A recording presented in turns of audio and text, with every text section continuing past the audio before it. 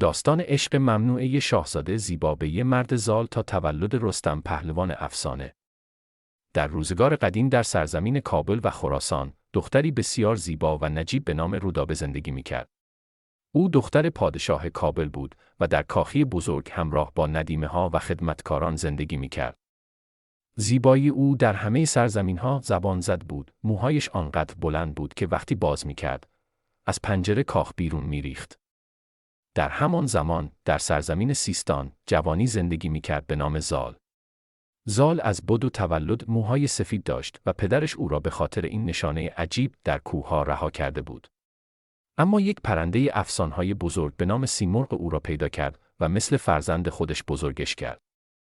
وقتی زال بزرگ شد، سیمرغ او را به میان مردم برگرداند. او شجاع، دانا و بسیار قوی بود. روزی زال در سفرهایش به کابل رسید و آنجا رودابه را دید. هر دو در یک نگاه عاشق هم شدند. اما مشکل بزرگ این بود که خانواده‌هایشان با این عشق مخالف بودند، چون زال از نژاد متفاوت و رودابه از خاندان پادشاهی بود. زال شبها از دیوار بلند کاخ بالا می‌رفت تا رودابه را ببیند. آنها مخفیانه با هم حرف می‌زدند و عشقشان بیشتر می‌شد. وقتی خانواده‌ها فهمیدند، خشمگین شدند.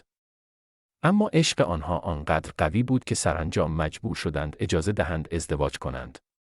سیمرغ نیز به زال کمک کرد تا سختی‌ها را پشت سر بگذارد. بعد از ازدواج، رودابه پسری به دنیا آورد که بسیار بزرگ و قوی بود. او کسی نبود جز رستم، بزرگترین پهلوان افسانه‌های خراسان.